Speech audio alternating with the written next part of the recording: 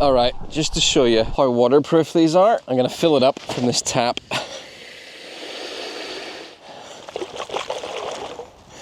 There's not a drop of water leaking out of that.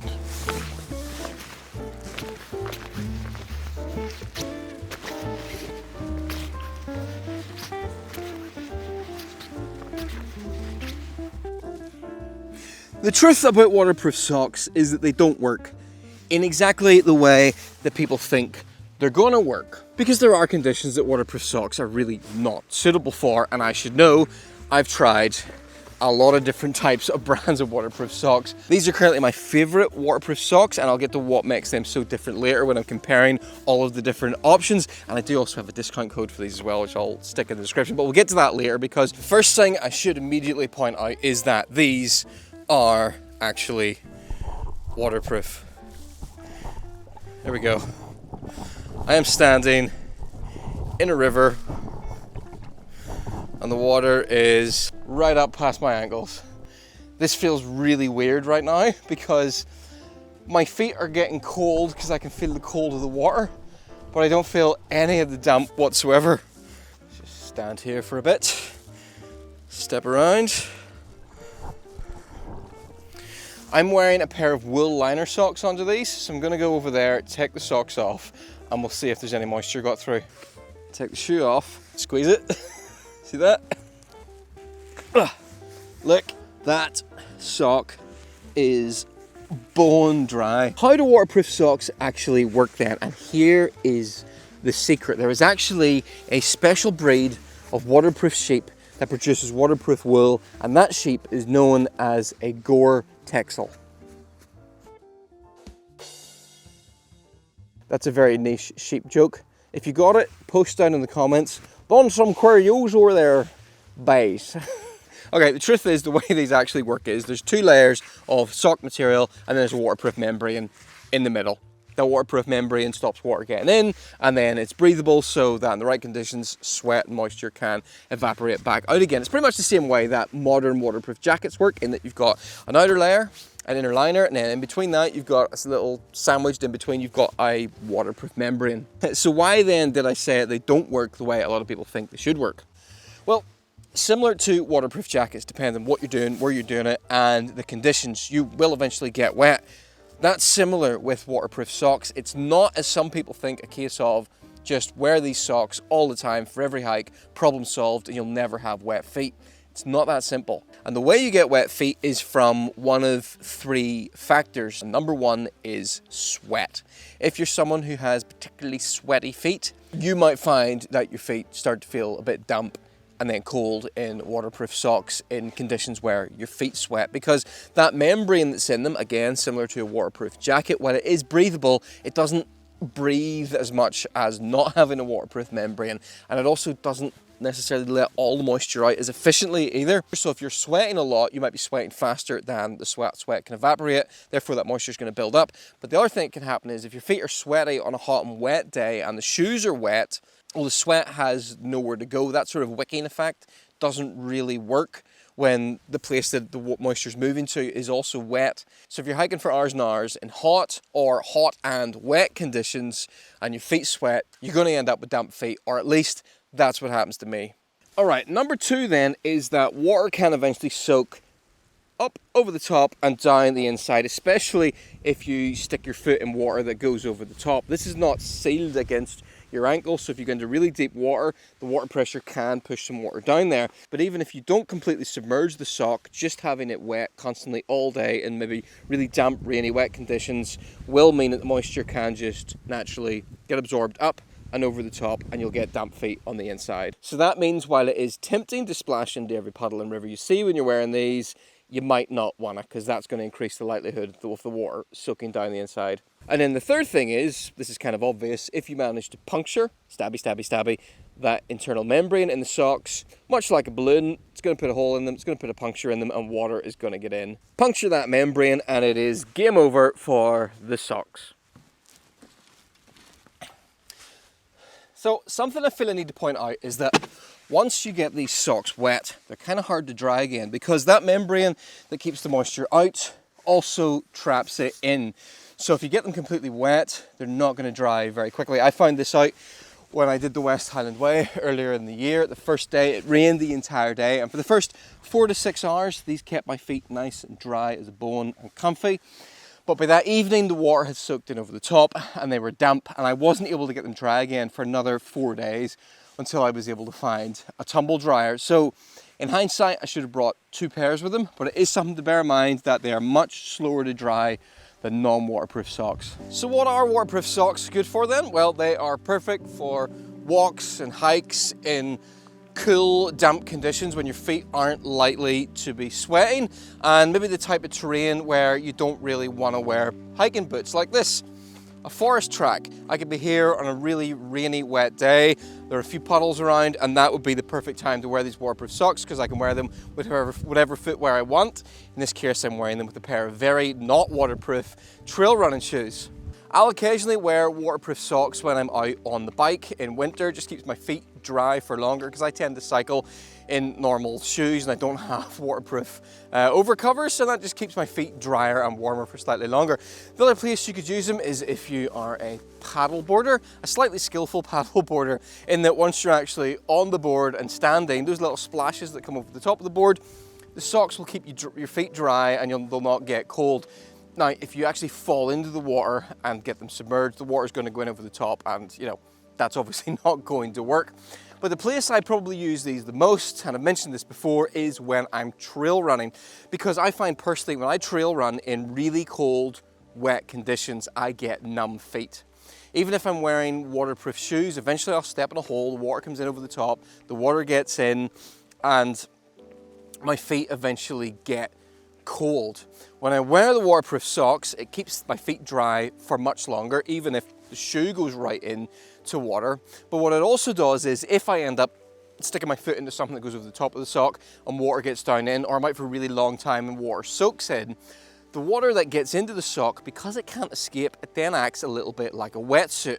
That water warms up and keeps my feet warmer. Now, when should you not wear these? Well, personally, I do not wear these in any conditions where it's warm enough that my feet are going to get really sweaty, because they are breathable, but they're not anywhere near as breathable as a pair of normal socks like these merino hiking socks. So yeah, warm conditions, they don't work for me. If you have less sweaty feet, you might be able to wear them in wet conditions. I can't, because I very quickly get swamp feet.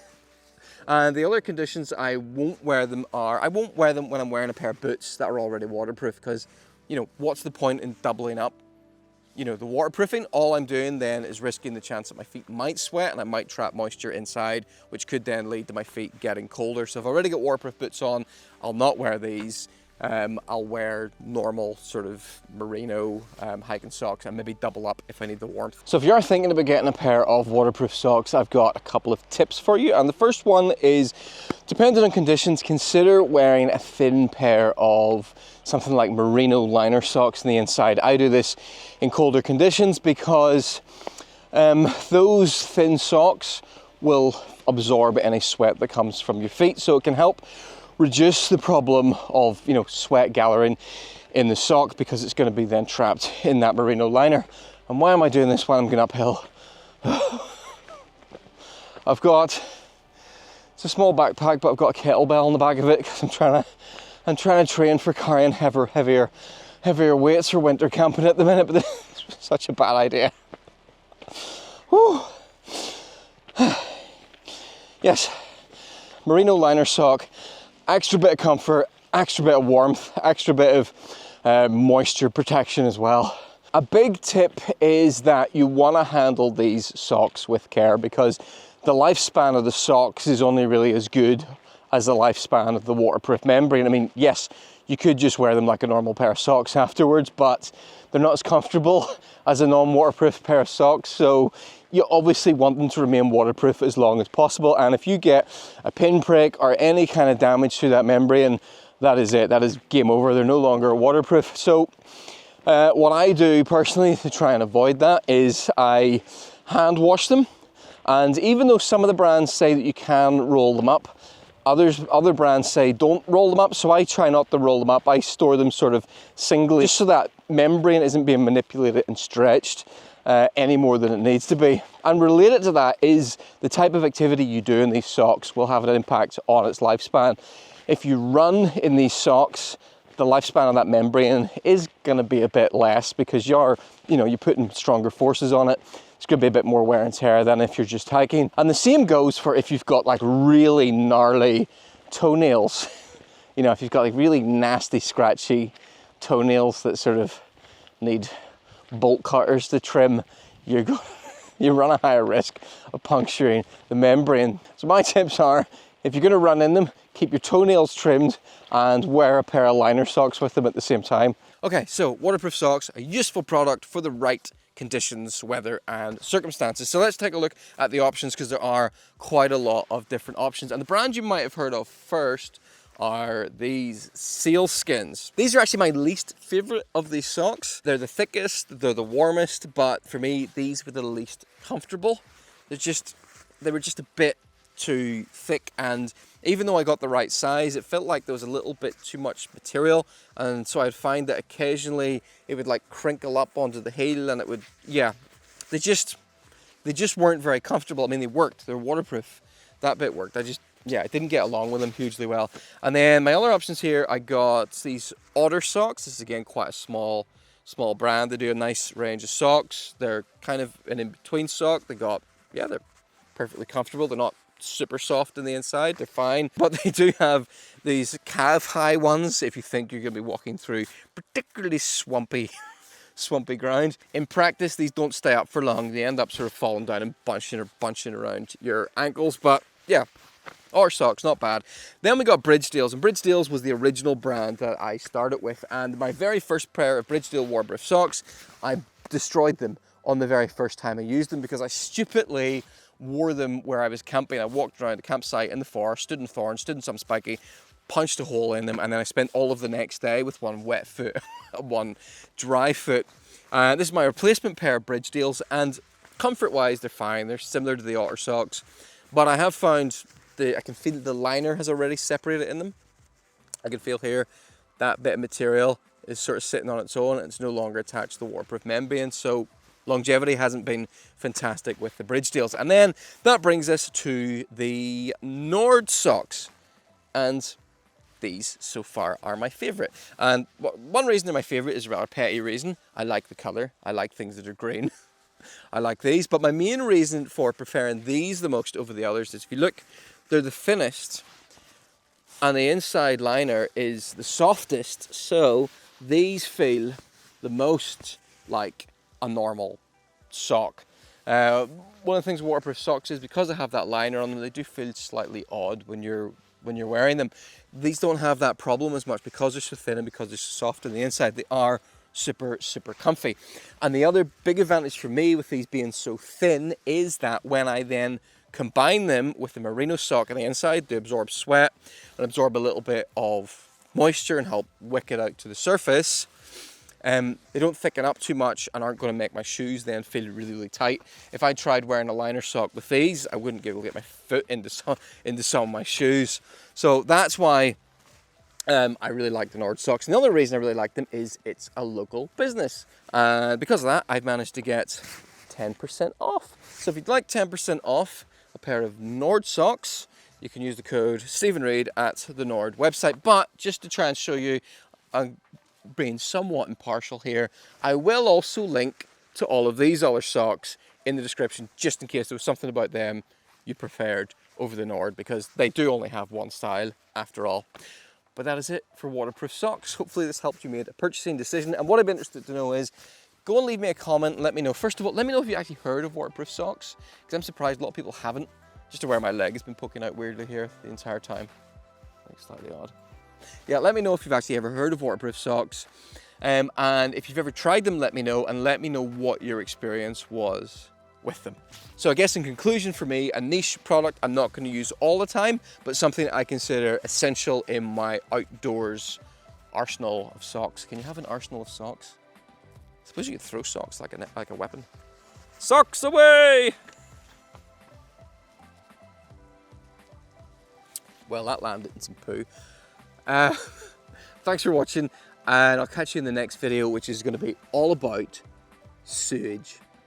probably. Or there might be another one before the sewage video, but there is a sewage video on the way, if you like sewage. Why would anyone like sewage?